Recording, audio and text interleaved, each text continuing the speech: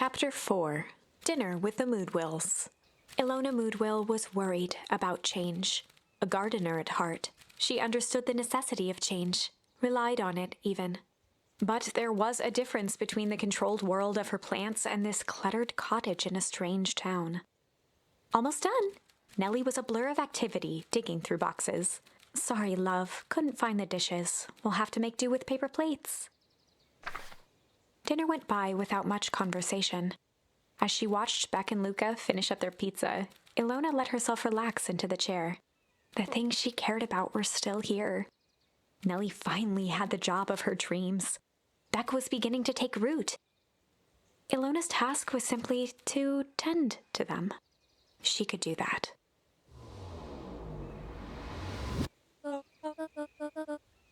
And with that, hello and welcome back to chapter 4 of Beacon Pines. Before we start, last time, little recap.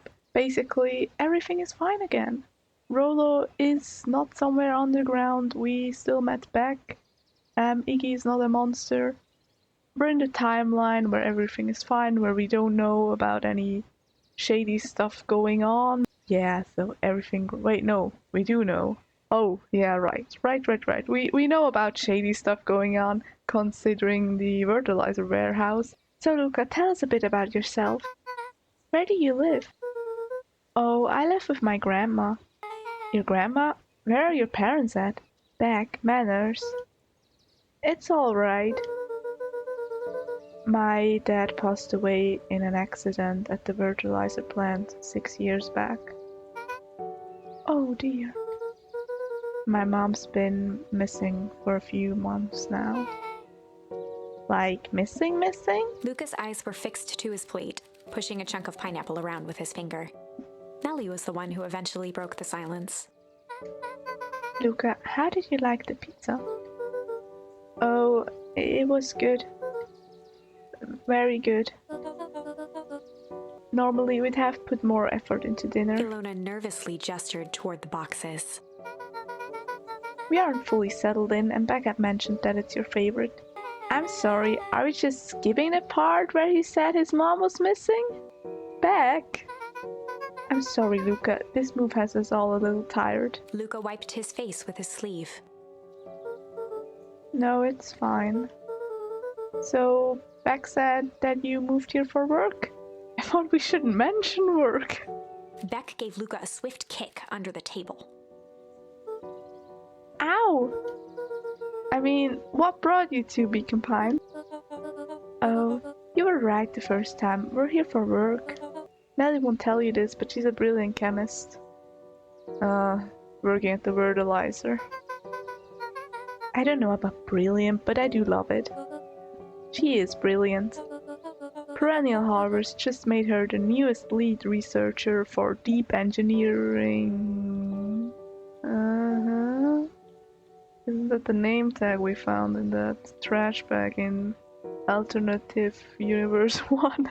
Or in a different timeline. I mean, it is a different timeline. I wouldn't say a different universe, but... Oh. She makes it sound more impressive than it is. I'm just happy that I get to make a difference in the world. Perennial Harvest is at the forefront of evolving agriculture into something more useful than sprinkling water and excrement on the ground. Luca glanced over to Beck. She seemed to be holding her breath. What Nellie means, Luca, is that there are different ways to grow plants. Yes, some people talk to their plants and hope for the best. And some people happily leave their job to allow a loved one to pursue their dream. You swore you didn't! Beck slammed her fist into the table. Perhaps harder than she intended. Hey, Luca! How about some dessert? I actually have to meet my friend Rolo soon. Luca glanced outside to gauge the time. The sky was darker than he expected, filled with ominous clouds. Looks like there's a storm brewing. I should get going. Oh, I didn't think there was any rain in the almanac. Yeah, almanacs aren't that useful around here. Luca wiped his mouth one last time with his napkin and started to get up. Thank you all for the pizza, it really was good. See you at the festival, Beck. Bye. Wait up! I'll walk you home. Oh, that's sweet. Surprised, Luca turned around. He knew Rollo could be prickly around new people. He will get on with her. But Beck seemed cool. Rollo would warm up to her eventually. Probably. Luca began to respond, but the sky answered for him as the clouds above began to rumble or break. I think a rumble makes sense. Luca began to respond, but the sky answered for him as the clouds above began to rumble with ominous thunder. What would it mean if we said the clouds above began to break? Like, I mean, how do you mean break? Like that the sky would then be clear? 'Cause I'm pretty sure I chose the wrong one now, god damn it. We will see eventually when, at the end of chapter 4, she will say the end and we have to move back all over again because of this now. I'm sorry already. Let's just go and hope for the best. You sure we can make it home before the storm kicks off? Luca surveyed the roiling clouds. I'd say the odds are good. Maybe you should stay here and I'll just make a break for it. At that moment, the heavens opened up, unleashing torrential rain. Oh my god. Care to reallocate those odds? Hurry inside, you two, before you catch cold.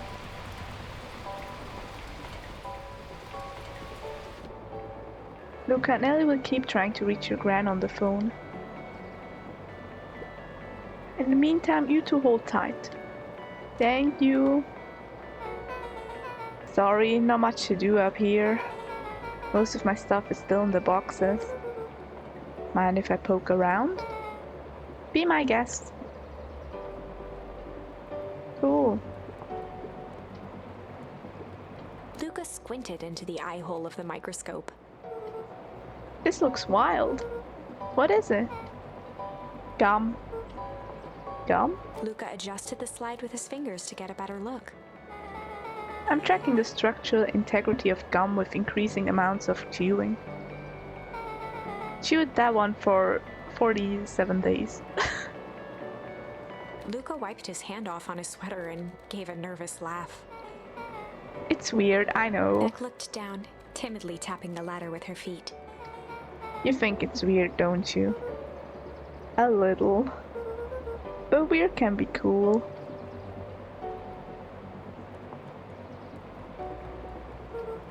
Oh wow! Rollo and I have a radio just like this at the treehouse. Probably not exactly like this one. My mom and I tore the whole thing down to the bolts. Fitted it with some state-of-the-art vacuum tubes. She seems pretty awesome. She gets carried away sometimes. I think she feels guilty for working too much. So when she does have time for me, she shows me with high-tech overcompensation. Luca flicked at one of the toggles. I bet you can get all sorts of stations on this. Not out here in the boonies. You wouldn't believe the stuff I could pick up back in the city. But around here it's all farm reports and static. Ah, shucks. Luca bent down to examine the bouquet of wilting flowers. Judging by the odor, they were well past their prime. He flipped open the attached card. Happy trails from Coach, Walker, and all the Fairview Condors. Boy, you weren't kidding about poking around, huh? Oh, sorry, was this from your old school? The most recent one, yeah. Some schools gave me going away cards. Some did flowers. When they're really trying to feel good about themselves, they do both. So you've moved a lot. Yeah, that's the thing with having a brilliant parent. There's always a better job somewhere else. These flowers would last longer if you put them in some water. That's the sort of thing I would do if I cared. Well, you cared enough to keep them, is all. Luca, can I ask you something? Of course. Dang, didn't that hurt? I'll be honest, that hurt more than I expected. Well, at least you look cool doing it. Beck took a moment to watch the rivulets of water running down the window. Do you ever feel alone? Like, even when people are around? Well, Rolo can be pretty absent-minded sometimes. I'm serious. Does it ever feel like your family doesn't care what you want? Well, his family isn't really there, so... I didn't used to feel that way. I know Gran loves me, but sometimes when she looks at me, it's like she's looking at a problem. Luca took a deep breath, exhaling slowly. I know the feeling. How do you deal with that?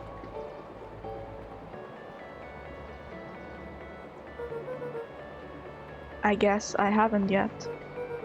But one thing my dad told me when I was little: don't hold a grudge, especially against yourself. If you try to hold it all in, you're gonna pop. So then, what do you do when you don't know what to do? Dad never got to that part. Something I figured out on my own though. You gotta do something, anything. Here. What are you doing? I don't know. Something. We're gonna register our complaints with the storm. Listen here, you miserable universe. Stop jerking me around. I just want things to go back to the way they were. Everyone tells me it's gonna be alright, that things are gonna change. Luca let out a feral scream that echoed into the night. Every time something changes, every time... Sorry. Every time something changes, everything gets worse. Screw this town! Whoa. Let me try. Moving sucks! I hate it! I hate that I hate it! Why can't I just deal with it and be happy for my mom? Why can't we just stay somewhere? Arrgh! Her voice dropped to a trembling whisper. I just want to be a normal kid. Beck brushed off her shirt and straightened up.